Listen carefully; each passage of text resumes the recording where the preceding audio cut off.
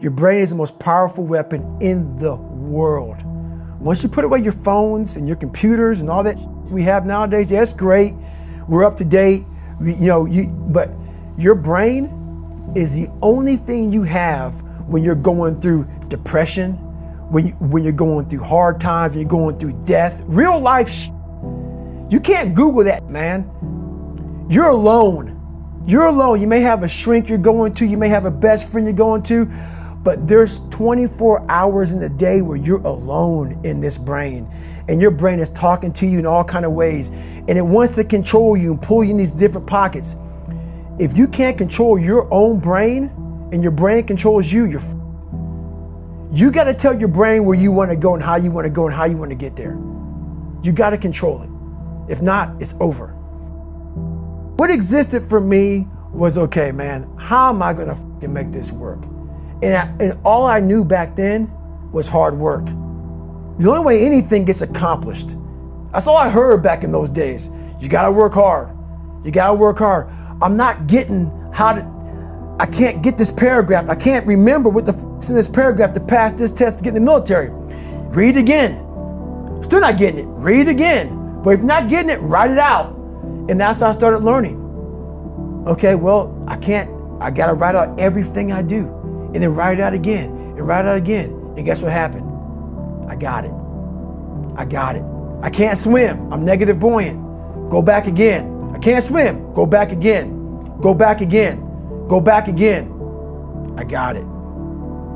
I realized if I keep going back and going back and going back until the just becomes, your mind will say, okay, we're going to figure it out, because he is not going to stop. It's not like I'm going to try one more time. No, it's just like alarm clock goes off, boop, we're going back. I can't read right, we're going back. I gave myself no way out, and my mind realized that. They said, okay, we're going to adapt and overcome now. Like a lot of people say, trying hard. Your mind knows, man. It knows this guy's bullshitting me, man. This guy's lying. There's no truth behind it. When I was in Navy SEAL training, people go, how were you there for 18 months? The program was only 6 months long. You were in 3 hell weeks in 1 year. No one's ever done that. How did you do that? I talk about the new norm. When I lived in a $7 a month place when I was growing up for a short period of time, I loved it. I didn't know any different. That was my norm. Once we moved out of that place, we moved to a $236 a month place. I was like, I never want to go back to that little piece of shit.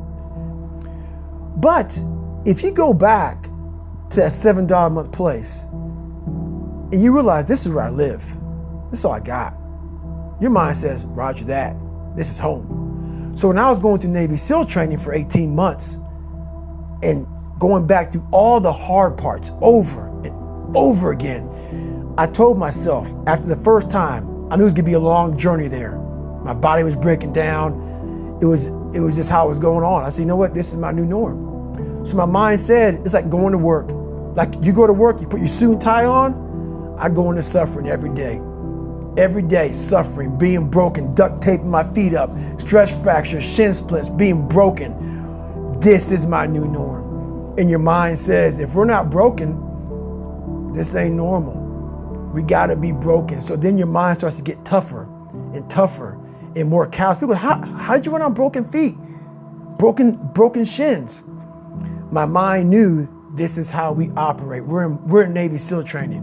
This is what we are. I became hell. And that became my new norm. I gave myself no way out. There was nothing outside these walls of hell. Nothing.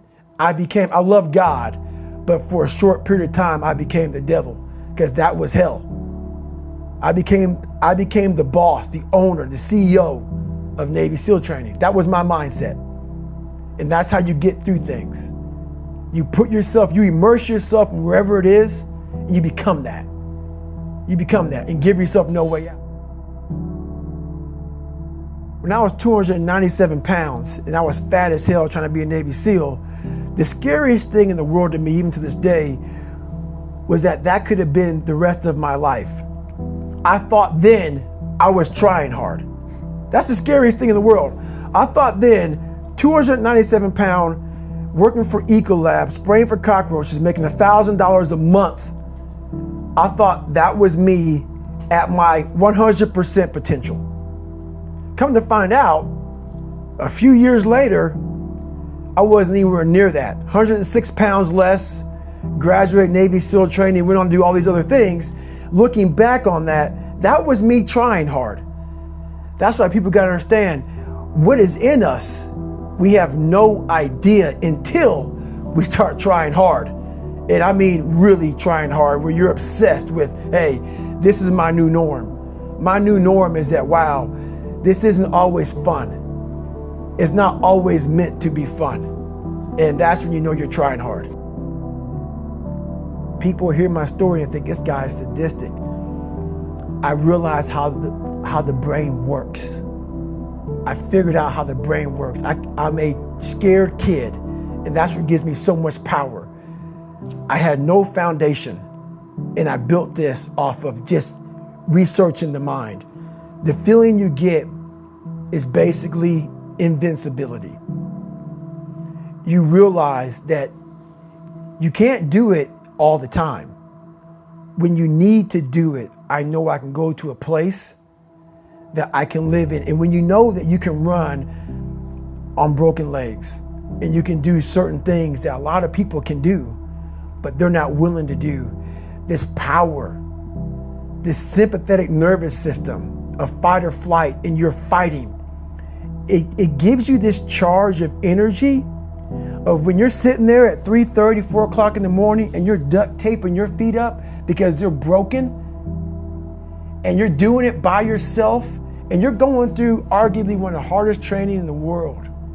And these guys, most of them are healthy, and you're going through it broken, and you're already at a disadvantage, but you're still there.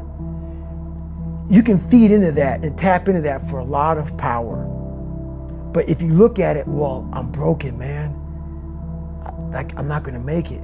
But if you look at it as, man, I'm broken and I'm still here. And I'm fighting, and I'm gonna find a way to get through this because I have no other place to go.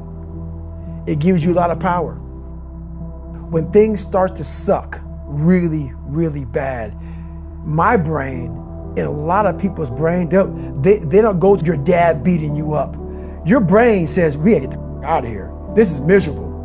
So anger goes away a lot of times when you're suffering because your brain just says, we gotta run, we gotta go.